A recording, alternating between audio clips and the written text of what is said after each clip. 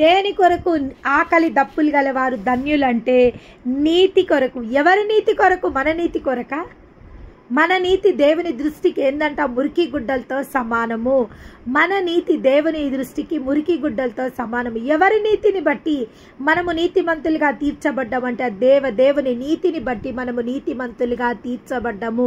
ఆ దేవుడు మనకిచ్చిన నీతిని బట్టి, ఆయన మనకిచ్చిన నీతిని బట్టి ఏమంటుండి ఇక్కడ?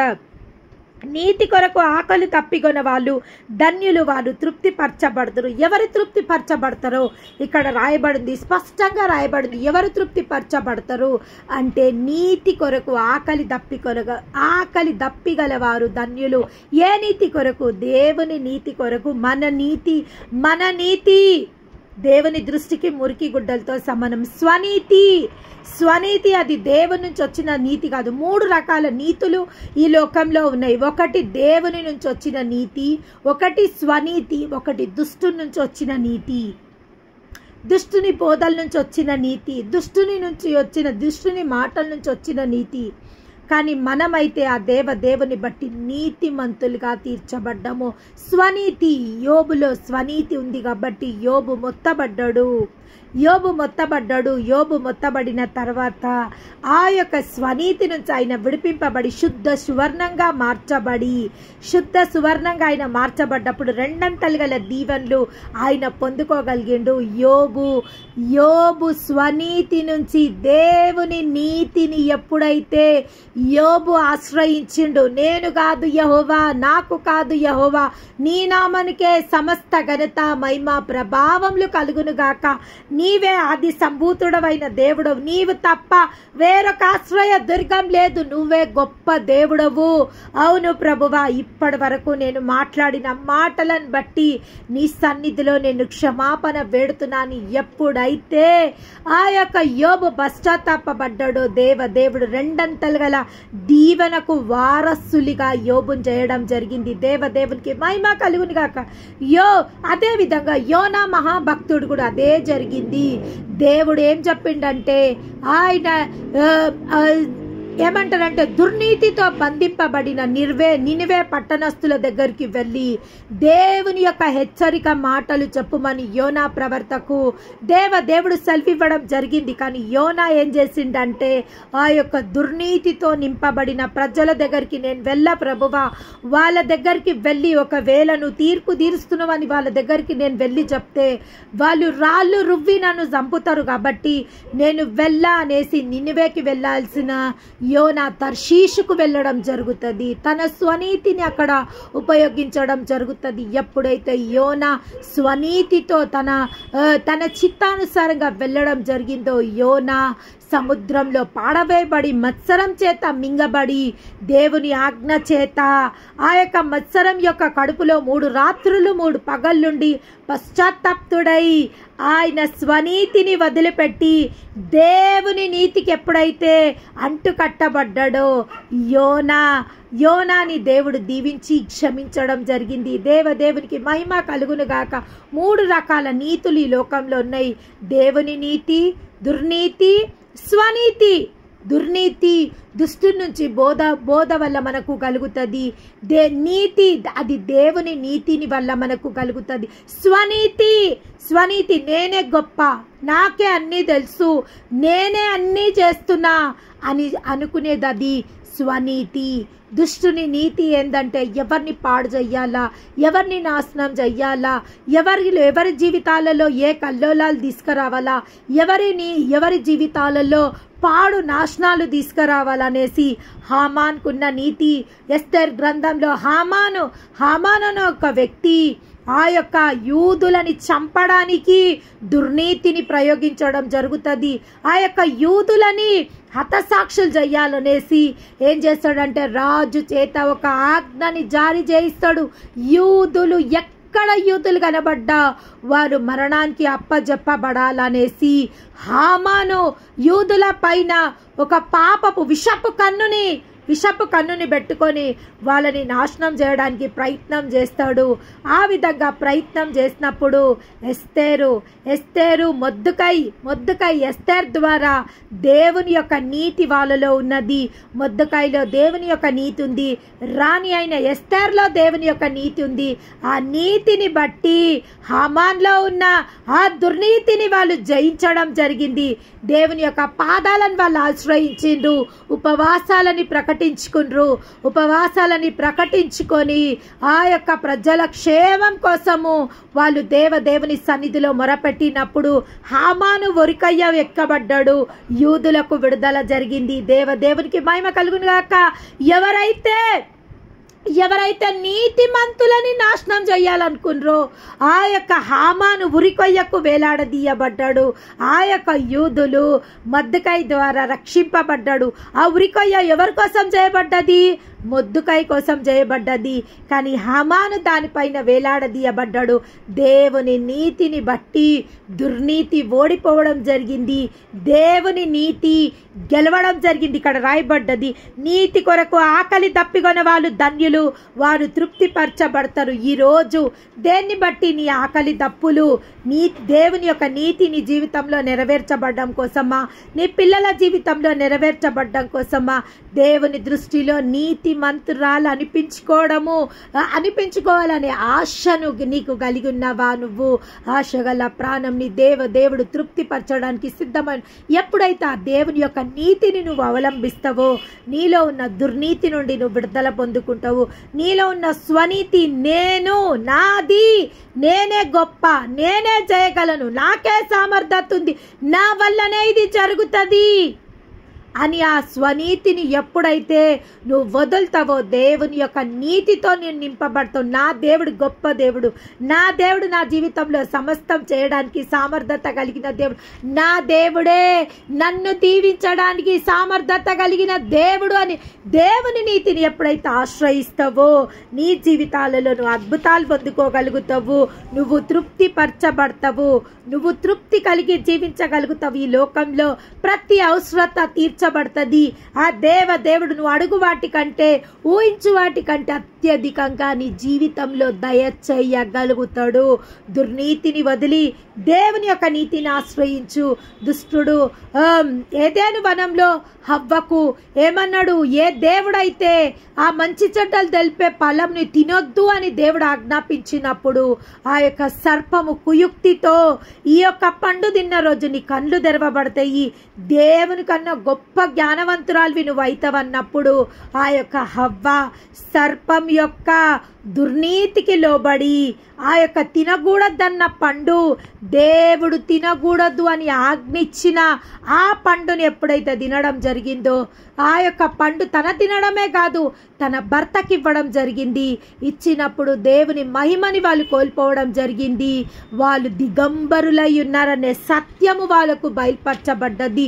ఈరోజు ఒకవేళ దుర్నీతి బోధల చేతను నింపబడ్డవా లేదా దుర్నీతి చేతను నింపబడ్డవా? నువ్వు ఈజీగా దుష్టుని యొక్క ట్రాప్లో పడిపోతున్నావా? దుష్టుని యొక్క మాటలలో పడిపోతున్నావా? అబద్ధాలలో పడిపోతున్నావా? మోసపు మాటలలో పడిపోతున్నావా? అవి నీ భర్త మాటలే కావచ్చు, అవి నీ పిల్లల మాటలే కావచ్చు, అవి నీ సహోదరుల మాటలే కావచ్చు, లేదా అవి నీకు బాగా కావాల్సిన వాళ్ళ మాటలే కావచ్చు. కానీ ఈరోజు దేవుడు ఏమంటుండంటే నువ్వు ఏ నీతి గుండా వెళ్తున్నావో నువ్వు చూసుకోవాల్సిన అవసరం అయ్యింది. నువ్వు స్వనీతి గుండా వెళ్తున్నావా? దేవుని నీతి గుండా వెళ్తున్నావా?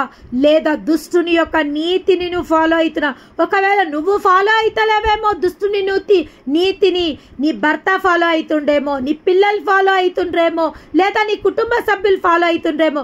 ఒకవేళ వాళ్ళ మాటలని నువ్వు సమ్మతిస్తే, వాళ్ళ మాటలని నువ్వు అవలంబిస్తే, వాళ్ళ అధీనంలో నువ్వు ఉండి వాళ్ళు చేయమన్న కీడంతా నువ్వు చేస్తే, ఒకవేళ అది నువ్వు దుర్నీతిలో ఉన్నట్టు. దుర్నీతితో ఉన్నవారు తృప్తిపరచబడరు, స్వనీతితో ఉన్నవారు తృప్తిపరచబడరు. కానీ దేవుని నీతిలో ఉన్నవారు తృప్తిపరచబడతారని ఇక్కడ లేఖనం రాయబడింది. ఏమని రాయబడిందంటే నీతి కొరకు ఆకలి దప్పిగొలవారు ధన్యులు, వారు తృప్తిపరచబడతారు. ఈరోజు నువ్వు నీ జీవితంలో తృప్తిపరచబడాలా? నా జీవితంలో తృప్తి అనేది లేదు, నా జీవితంలో సమాధానం అనేది లేదు. నేను ఎంత సంపాదించినా చినిగిపోయిన సంచిలో వేసినట్టు అయిపోతుంది. నా కష్టార్జితం నాకు దేనికి పనికొస్తలేదు, నా కష్టార్జితం దేనికి నాకు అక్కరకొస్తలేదు. లేదా నా యొక్క పనులను బట్టి ఎవ్వరూ సంతోషపడతలేరు, లేదా నా యొక్క మాటలను బట్టి ఎవరు సంతోషపడతలేరు. నేను ఎంత చేసినా కానీ నేను మెప్పు పొందుకోలేకపోతున్నా, నేను ఎంత చేసినా కానీ నేను మాటలే పడుతున్నా, నేను ఎంత చేసినా కానీ నా యొక్క పనికి అప్రిసియేషన్ లేదు, నేను ఏది చేసినా అది తప్పే జరుగుతుంది అని ఒకవేళ నీ జీవితం ఈ విధంగా ఉంటే ఈ రాత్రికాల సమయంలో ఒక్కసారి నీ జీవితాన్ని తర్కించుకోవాల్సిందిగా దేవుడు సెలవివ్వడం జరుగుతుంది. ఏ నీతి గుండా నువ్వు ఉన్నావు? స్వనీతి గుండా నువ్వు ఉన్నావా, లేదా దేవుని నీతి గుండా ఉన్నావా, లేదా దుష్టుని నీతి గుండా నువ్వు ఉన్నావా? ఒకవేళ స్వనీతి గుండా నువ్వు వెళ్తే నేను చేస్తున్నదే రైటు, నాకే అన్ని తెలుసు, నా యొక్క చిత్తానుసారమే నేను ప్రతిదీ చేస్తున్నా అనుకొని ఒకవేళ దుర్నీతి గుండా నువ్వు వెళ్తున్నావా? ఆ దుర్నీతి యొక్క ఫలముని నువ్వు ఈ విధంగా పొందుకోగలుగుతున్నావా? లేదా దుష్టుని యొక్క ప్రేరేపణ వల్ల నువ్వు ఈ యొక్క ఇన్ఫ్లుయెన్స్లో, దుష్టుని యొక్క ఇన్ఫ్లుయెన్స్లో నువ్వు ఉన్నావా?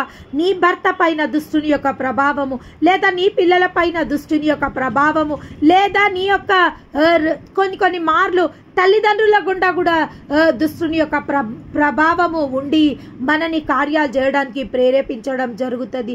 దేన్ని బట్టి ఈరోజు నువ్వు నీ యొక్క అడుగులు వేస్తున్నావు? దేన్ని బట్టి నీ యొక్క పనులు కొనసాగిస్తున్నావు? దేవుడు ఒకసారి పరిశోధించుకోవాల్సిందిగా. ఒకవేళ నువ్వు అన్ని విషయాలలో తృప్తిపరచబడుతున్నావు, అన్ని విషయాలలో నువ్వు తృప్తి కలిగి ఉన్నావు, తృప్తిపరచబడుతున్నావు అంటే నిజంగా దేవుని యొక్క నీతి నీలో పనిచేస్తుంది. దేవుని యొక్క నీతి నీలో పనిచేస్తుంది అనడానికి కారణం ఏంటంటే నువ్వు ప్రతి విషయంలో తృప్తిపరచబడి ఉన్నావు అంటే ఇక్కడ రాస్తున్న వాక్యం నీ కోసమే. నీతి కొరకు ఆకలి దప్పిగల వాళ్ళు ధన్యులు, వారు తృప్తిపరచబడతారు. దేవుని యొక్క నీతి కోసం నువ్వు తృప్తిపరచబడినవా? దేవుని యొక్క స్వార్థ కోసం నువ్వు ఆశ కలిగి ఉన్నావా? లేదా దేవునికి ఇచ్చుటలో నువ్వు ఆశ కలిగి ఉన్నావా? లేదా దేవుని యొక్క పనులు చేయటంలో నువ్వు ఆశ కలిగి ఉన్నావా? లేదా దేవుని యొక్క మాటలు వినుటలో నువ్వు ఆశ కలిగి ఉన్నావా? దేన్ని బట్టి నువ్వు దేవుని నీతిని అవలంబిస్తున్నావు? ఒకవేళ నువ్వు దేవుని నీతిని అవలంబించినట్టయితే నిశ్చయంగా నువ్వు తృప్తిపరచబడతావు అని దేవుడు సెలవివ్వడం జరుగుతుంది. దేవుని నీతి నీలో పనిచేస్తే నిశ్చయంగా నువ్వు తృప్తిపరచబడతావు. నువ్వు తృప్తిపరచబడుతున్నావు అంటే నిశ్చయంగా దేవుని యొక్క నీతి, దేవుని యొక్క నీతి నీలో పని చేయడం జరుగుతుంది. దేవుని నామానికి మహిమ కలుగును గాక. కనికరం గలవారు కనికరమును పొందుదురు, హృదయ శుద్ధి గలవారు ధన్యులు, వారు దేవుని చూచెదరు. సమాధాన పరచువారు ధన్యులు, వారు దేవుని కుమారులు అనబడుదురు.